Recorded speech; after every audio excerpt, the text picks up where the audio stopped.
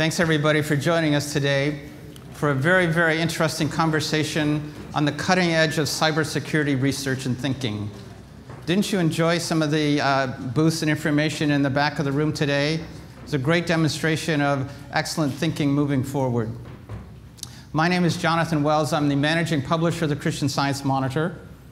And the Monitor is the proud parent, so to speak, of Passcode. And the Monitor is all about shining a light on the progress of humanity. Let's ask ourselves for a moment, how does progress occur? What insights drive progress? What models of thought drives progress? What discipline of thinking moves thought in action? And what better area to think about progress than in the critical area of digital technology, solutions, and privacy? The Monitor thought it was such an interesting area that we devoted an entire group to focusing on this arena, and it's called, obviously, Passcode. And we worked hard to bring the unique qualities of solutions-oriented, rigorous Monitor journalism with humanity, and to break this area down for both the thought leader professional and the general consumer who wants to know a lot more about this area. Interestingly, this journey for Passcode and the Monitor started about 1 year ago. We did an event with Mitch Daniels, Michael Daniels, who was the White House cybersecurity coordinator. And that event was sponsored by Northrop Grumman. They are also the sponsors of today's event, and we appreciate them sticking with our team over the course of this year. Since the Passcode effort has launched, we've come quite a ways. We have focused our content on critical areas. We have developed email newsletters for an ever-growing audience. We've developed an influentials poll that looks and surveys at some of the top thinkers in the country and around the world on key issues. We've done a large number of events, both at RSA and at South by Southwest. But today we get to talk to and think about some of the foremost thinkers at looking at where's this all going. Arithi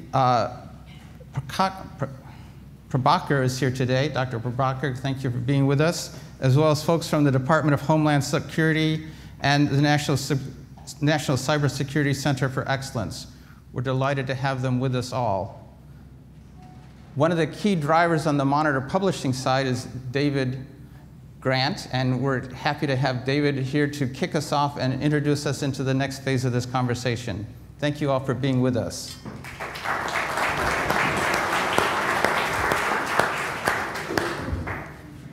So Jonathan gets to do like the real exciting big picture stuff, and I do logistics. So thank you so much, everyone, for being here. We'd like to thank again Northrop Grumman for supporting us in the whole year of Passcode's first year in existence.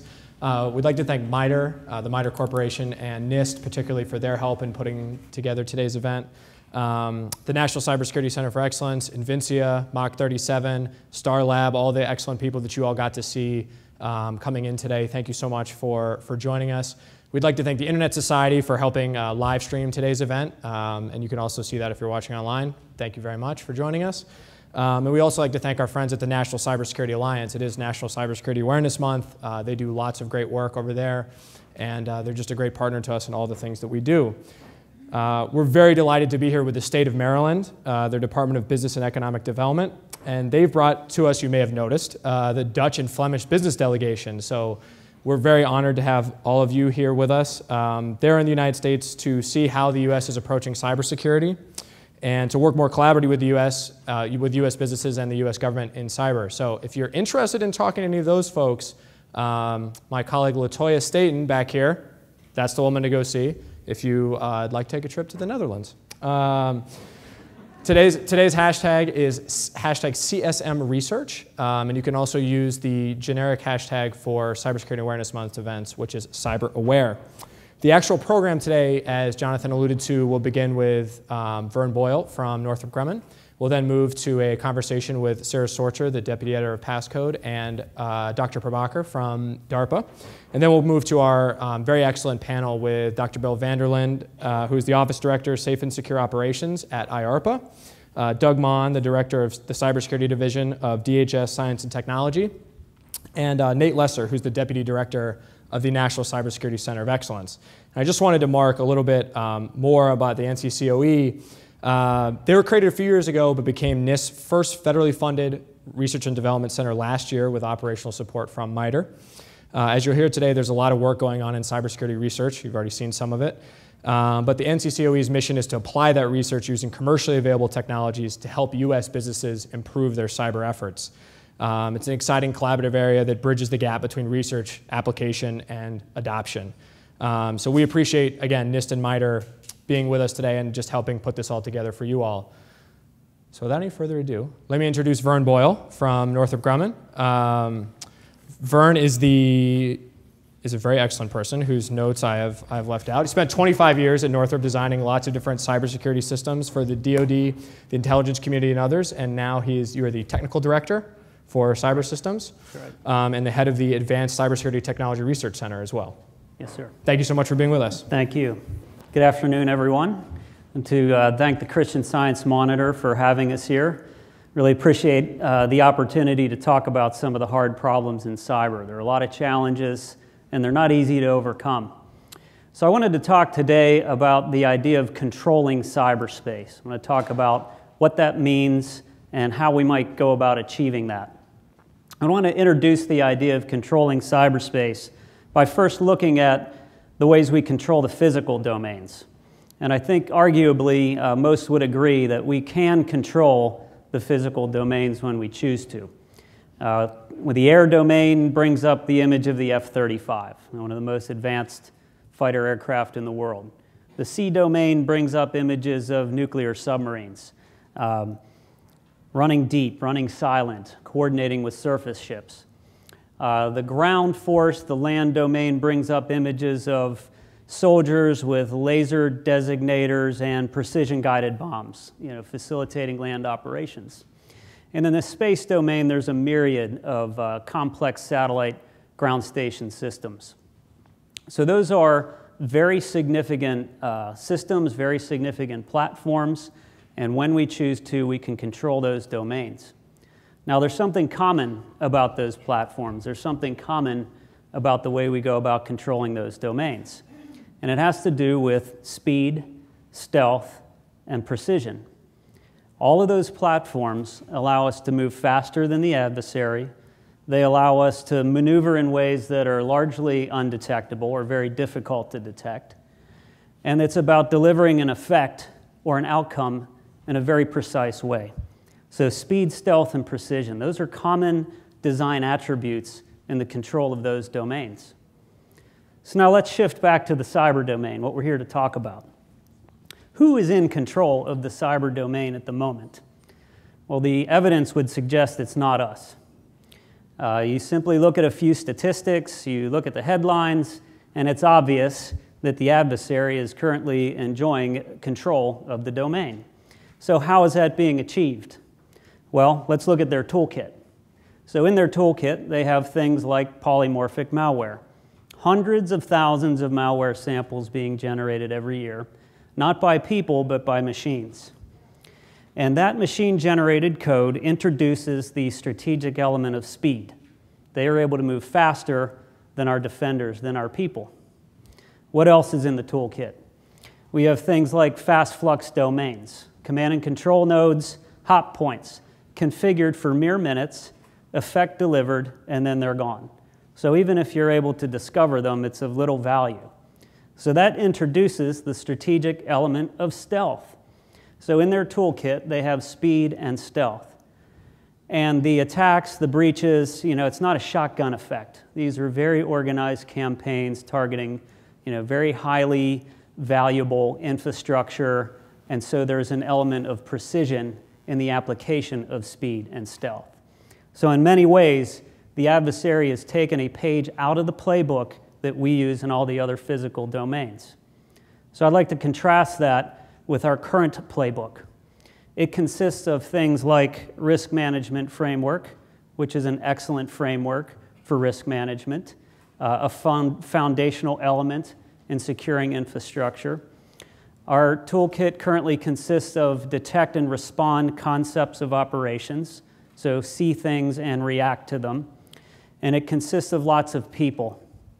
And largely, the targets that the adversary is going after remain static. They rarely move, they rarely change. They're being defended by people using tools that can only react. And applying people and reactionary techniques to speed, stealth, and precision is not a winning combination. So how do we take control? How do we move forward from a risk management-based approach to a more proactive approach?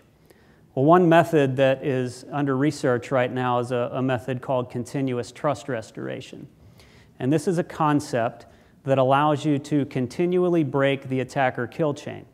So the attacker is conducting various phases of an attack, from reconnaissance to accessing the network to implanting something to delivering an effect.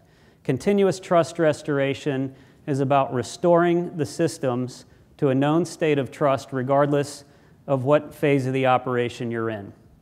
So when an adversary is scanning the network, conducting reconnaissance, building a map, there's no reason for that information to live more than a day. When he comes back next, that map should not be the same. If he gains access into a system, we should be able to kick him out proactively without having him persist for 250 days at a time. If he's able to implant a system, we should be able to restore that system to a known, trusted state using some common tools and techniques. So that concept is called continuous trust restoration. Now you might be saying, well, that sounds wonderful, but I don't think you can do that. I don't think there are any methods or tools available to enable such an operation. And the fact of the matter is there are tools and techniques that can enable that today, right now. So control of the cyber domain is not achieved through things like firewalls and antivirus tools and patch management systems. The new tools of the trade are things like software-defined infrastructure, hypervisors, software identities, trusted boot, random route mutation, random host mutation. If you don't know what those are, you will soon learn about them, because those are the tools that allow us to introduce the new elements that we need to control the domain. So speed. If I'm able to use software-defined networking and software-defined infrastructure to change the configuration of my network, of my ground system, of my software, I can move faster than the adversary. We've now introduced the element of speed into our toolkit. If I'm able to morph and change the identity of my endpoint, of my host, of my server, of my network, I've now introduced the element of stealth. So if he maps, if he accesses, he can discover points in the network that give him a place to come in. That is very short-lived information. So now we have speed and stealth on our side. And the concept of precision can come through the deployment of these tools and techniques into very specific tactical or strategic systems, or deployed by organization or by mission. All right, so you could envision this through an enterprise, but you could also envision command and control techniques that allow you to take these tools and put them where they need to be and use them in the way I just described. So continuous trust restoration is an enabler to introduce speed, stealth, precision, and to enable control of the cyber domain. So in the future, I think most of us understand that battles will be won and lost on this digital battlefield that we've talked about. And controlling a domain is fundamental to winning. So until that's established, we can't expect to win on that digital battlefield. So in the air domain, we will picture the F-35. In the sea domain, we will picture submarines. In the space domain, we have a myriad of satellites, and we have precision-guided weapons for the land domain. In the center will be this resilient infrastructure. That is the enabler of the other domains to do what they need to do. And continuous trust restoration is the concept we see enabling the control of that domain in the future. So with that, I will take any questions that you have on that concept or anything I've said today. Just wait for the microphone to get to you. State your name. I'll I always threaten to talk more if there's no questions. How does continuous trust restoration apply to an insider threat? So you've talked about how it comes from folks on the outside getting into a network. How does it apply to folks inside the network already? Yeah, for us to control the domain, we have to overcome some of the most pervasive challenges that we face. So insider threats, supply chain attacks. Microsegmentation, rapid restoration, reconfiguration of the system. If you had an insider threat, that threat should not be able to access any point in the network. And if they did, they shouldn't be able to access it for very long. So these restoration techniques that we're talking about, the segmentation techniques that we're talking about, would limit or prevent the insider threat from executing a mission. Likewise, on a supply chain attack, it would significantly overcome some of the compromises you might see from a supply chain attack. Okay. All right, then one more, since we followed on here by DARPA. Obviously, the DoD has a very large network. How hard is this to implement, or how fast can folks actually expect to get something like this up and running? What's the level of sophistication sort of involved here? Well, as I mentioned, all of the tools that are needed to implement what I'm talking about are available now. And so, the timeline to implement it is a matter of will. So they're no more complex than the tools that are being used now for the current model that we're following. And those can be, we're prototyping a lot of things now, and they could be out in the field very quickly. Vern, thanks so much for joining us. Thank you very much. Northrop Grumman. And now we're going to welcome Sarah Sorcher, Deputy Pascode, and Dr. Prabhakar.